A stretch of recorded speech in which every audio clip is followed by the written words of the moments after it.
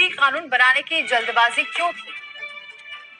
सवाल ये भी उठ रहा है कि कृषि बिल को लेकर किसानों को भरोसे में क्यों नहीं लिया गया, इसीलिए हंगामा हो रहा है। सवाल ये भी उठ रहा है कि विपक्ष के हंगामे से क्या कुछ बदलेगा।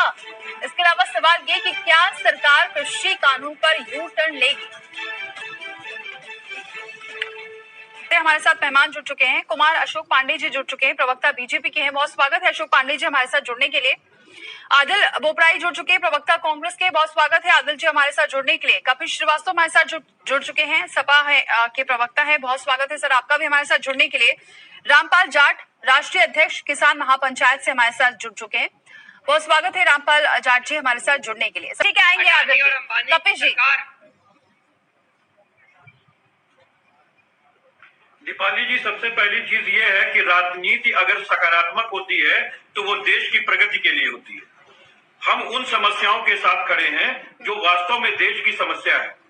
अगर आज किसान के लिए जो बिल हमारी नरेंद्र मोदी सरकार आज लाई है और पीठ ठोक करके कह रही है कि ये किसान के लिए है, किसानों के लिए है, तो आप किसान के लिए और किसानों के लिए अगर आप लेके आए तो उनको क्यों नहीं समझा पा रहे? पहली चीज। दूसरी चीज दीपाली जी, मैं पूछना चाहूंगा कि भारतीय जनता पार्टी ने कोरोना काल में ही ये कृषि पे अध्यादेश क्यों लाया?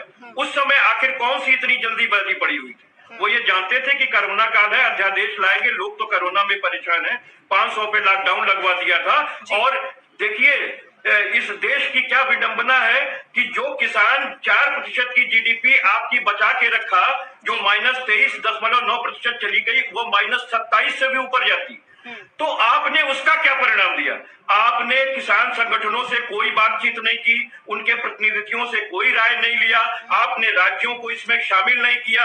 आप एक विधेयक लेकर के आए और तानाशाही पूर्वक उसको पास करा लिया। न मतदान कराया, न मत विभाजन कराया और आपने सिरे एक फरमान सौंपा। बिल्कुल, और वह सबसे बड़ी बात जो 65% गरीबी रेखा के नीचे आते हैं किसान, और दोगुनी करने की बात की गई थी, उसके बावजूद आज किसान सड़कों पर है, उनकी सुनी नहीं जा रही। इस पर आगे चर्चा करेंगे। देखिए, सरकार इसलिए नहीं समझना चाह रही है कि ये चंद चुनिंदा पूंजीपतियों की सरकार। आप देखे होंगे कि -23.9% की जीडीपी देने के बाद ये देश जो है, देश के 3 लोग अडानी, अंबानी और जतिन शाह यानी अमित शाह जी के पुत्र, इनकी कंपनियां बहुत से लाभ में गई। यहाँ तक कि अंबानी जी तो 10वें पायदान से कूद के 4थे पायदान पे आ गए हैं इस कोरोना काल में पूरे विश्व के अंदर। तो आप सोचिए कि जब देश तबाह हो रहा हो और देश के 3 उद्योगपति अमीर हो रहे हो तो देश का पैसा कहाँ जा रहा है, इसको समझाने की जरूरत नहीं। और दूसरी बात ये भी सोच लीजिए कि 6 वर्ष के शासन काल में जिसने 800 करोड़ रुपए का महल दिल्ली के अंदर अपने कार्यालय का खड़ा कर लिया हो, 300 जगहों पर इन्होंने रीजनल कार्यालय और जिला कार्यालय दे लिए हो और आज विश्व की सबसे अमीर पार्टी बन करके बैठी हो, तो आप सोच सकते हैं कि इन्होंने ये पैसा कहां से लूटा होगा। कहने की जरूरत नहीं। जो बैंकों का एकीकरण हुआ वो भी उसका कारण है कि जो गुजरात बेस्ड बैंक थे वो 15% से ज्यादा के एनपीए हुए, 24% तक बैंक ऑफ बड़ौदा का हुआ, जिसके वजह से इनको एकीकरण करना पड़ा और उसको फिर से क्या ये राज्य कुछ राहत दे सकते हैं? राज्य सरकारें कुछ राहत दे सकते हैं? देखिए, राज्य सरकारें बिल्कुल राहत देंगी और हम समझते हैं जहां इनकी सरकारें नहीं है वही देंगी। मैं सिर्फ एक बात पूछना चाहता हूं कि आप अगर हृदय से साफ मन से लाए होते इस चीज को और आपने केवल एमएसपी पे को उसमें लिख दिया होता कि एमएसपी के नीचे कोई बात नहीं होगी, और जहां तक कॉन्ट्रैक्ट फार्मिंग की बात थी, वो कॉन्ट्रैक्ट फार्मिंग आज से नहीं चल रही है, 2013 से चल रही है। लेकिन बावजूद उसके मैं ये कह रहा हूं कि अगर आपने मैक्सिमम रिटेल प्राइस इसका भी लेकर के आप आ गए होते कि एमएसपी हम कम से कम इतना समर्थन मूल्य के आगे ही व्यापारी बात कर सकता है। 86% छोटे हमारे यहाँ किसान हैं जिनके पास 2 एकड़ और 3 एकड़ की खेतियां हैं, वो कैसे करेंगे? दूसरी जो बहुत बड़ी चीज आपको कहने जा रहे हैं दीपाली जी, बहुत बड़ी चीज मैं आपको बताने जा रहा हूँ जो इस सरकार ने छुपा के एक अस्त्र मारा है जिससे पूरा देश तबाह हो जाएगा। वो है इसेंशियल कमोडिटीज एक्ट में जो इन्होंने संशोधन करके ये कर दिया कि अब व्यापारी जो है अपना भंडारण करेगा और केवल 2 परिस्थितियों में, जबकि ये देश युद्धरत होगा अथवा किसी आपदा काल से गुजरेगा तो वो भंडारण नहीं कर सकता है। आप सोचिए कि जो बड़े व्यापारी, जो बड़ी कंपनियां, वॉलमार्ट तरह की चीजें आएगी और वो वॉलमार्ट आने के बाद जो है पूरा डंपिंग करेंगे यहाँ के। ठीक है सर, लौटेंगे इस पर चर्चा करेंगे आगे, जवाब लेंगे अशोक जी से जवाब लेंगे इसका। लौटते हैं फौरन, सभी मेहमान बने हुए, डिबेट हो रही है, तो बताइए फिर आरोप लगाने से कुछ नहीं होगा ना। मुझे ये समझ में नहीं आता अशोक जी, बार बार पुराने भी क्यों चले जाते हैं, आप अभी की बात क्यों नहीं कर रहे हैं? मैं अभी की बात कर रहा हूँ, वो आज वही घराने हैं, चाहे वो पंजाब के घराने हो, चाहे वो महाराष्ट्र के घराने हो, चाहे वो कहीं के घराने हो, वो घराने आज सब किसानों को बजा रहे हैं। अगर 2014 में मोदी जी ने, कबीर जी मैं पुरानी बात करूंगा, तो ये मुलायम सिंह जी ट्रक, मुलायम सिंह के गरीबों के लदे हुए ट्रक बांग्लादेश जाते थे, और ये पीआईएल हुई है। अभी भी सुप्रीम कोर्ट में मामला लंबित है, अभी भी लंबित है कि मुलायम सिंह जी के ट्रक लद करके बांग्लादेश तक जाते थे, और ये गरीबों का अनाज बेचने वाले लोग हैं। आज गरीबों का अनाज बेचने वाले लोग किसान के हितैषी कैसे हो गए? यूरिया का ब्लैकमेल करने वाले लोग, यूरिया की ब्लैक मार्केटिंग करने वाले लोग कैसे आज हो गए? ये ब्लैक मार्केटिंग करने वाले लोग आज कैसे हो गए? ये ब्लैक मार्केटिंग करते रहे यूरिया की, ये ब्लैक मार्केटिंग करते हैं अनाज की, गरीबों के हक का अनाज बांग्लादेश बेच रहे थे, उनका एफआईआर हुई है, मुकदमा चल रहा है।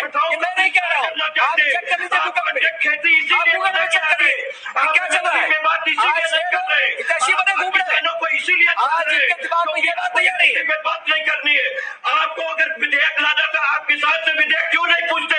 आप उसकी समस्या क्यों नहीं पूछते? आप ये नया किसान बिल, क्यों नहीं तय ये नया किसान बिल अराजकता के खिलाफ है, ये नया किसान बिल भ्रष्टाचार के खिलाफ है, और ये भ्रष्टाचारी अत्याचारी, वो कोई व्यापारी क्यों तय करेगा? वही भ्रष्टाचारी अत्याचारी लोग हैं जो आज किसान बिल के हितैषी बने हुए घूम रहे हैं। ये किसानों के हितैषी कभी नहीं रहे, ये कभी किसानों को हितैषी नहीं रहे। इसमें लेफ्टिस्ट और कांग्रेस, ये इनकी सारी खेती खत्म हो गई है, इनकी सारी खेती समाप्त हो गई है। ये वो लोग हैं जिनके पास खेत नहीं है, और ये अनाज का सौदा करते हैं, ये अनाज के सौदागर हैं, ये गरीबों के सौदागर हैं। मैं आज पूछना चाहता हूँ, दीपाली जी, आज 4 तरह के मजदूर, किसान का मजदूर अलग होगा, ये किस तरह की बात कर रहे हैं? ये बेईमान लोग हैं जिन्होंने लोगों को लूटा है, जिन्होंने देश को लूटा है, प्रदेश को लूटा है। ये लोग किसान की बात कर रहे हैं। कपिल जी और अशोक जी, मैं एक सवाल पूछ रहा हूँ दीपाली जी, अगर किसान खेत में काम करने वाला मजदूर अलग होगा, श्रमिक का काम करने वाला मजदूर अलग होगा, इन्होंने मजदूरों को भी 4 वर्ग में बांटा। आपने उनकी किसानी छीनने का काम किया है, मिलना चाहिए, आपने सम्मान निधि नहीं दी है, आपने झूठ बोलने का काम किया है। सम्मान निधि दी, किसने किसका भला किया ये तो नहीं पता, लेकिन किसान की हालत अभी भी वही की वही है जैसा पहले था।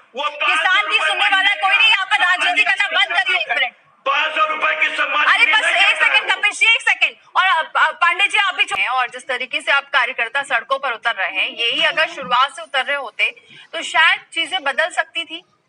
और क्या आप इन आंदोलनों से, किसान तो आंदोलन कर रहे हैं, लेकिन जो विपक्षी दल यानी आपकी पार्टी, कांग्रेस, सब जो उतर कर सड़कों पर आंदोलन कर रहे हैं, क्या इससे कुछ असर पड़ेगा, कोई संशोधन हो पाएगा? दीपाली जी, बहुत अच्छा प्रश्न आपने किया। हम अपना पक्ष पूरी तरीके से रखना चाहते हैं। देखिए, मैंने आपको इस डिबेट के प्रारंभ में ही इस बात को कहा था कि मोदी सरकार की मंशा अच्छी नहीं थी। अगर मंशा अच्छी होती तो ऐसा क्या हो गया था कि अध्यादेश इन्होंने कोरोना काल के बीच में लाया, जबकि पूरे देश के अंदर लॉकडाउन चल रहा था। तो हम लोग इसलिए विरोध नहीं कर पाए। ये आपके पहले सवाल का जवाब। दूसरी चीज मैं अब आपको कह दूं कि देखिए, विरोधी दल, हम लोग जो इनके विरोधी दल है भारतीय जनता पार्टी के सरकार के, हम लोग एकजुट क्यों हैं? इसलिए हैं कि जब ये विधेयक लेकर के आए हैं और हम लोगों ने इस पर मत विभाजन मांगा तो ये मत विभाजन नहीं किए। इन्होंने किसान की कमेटियों से कोई बातचीत नहीं की, इन्होंने किसी राज्य से बातचीत नहीं की, हम लोगों को इन्होंने समझाने की कोशिश नहीं की, और एक ऐसा कानून ले आए।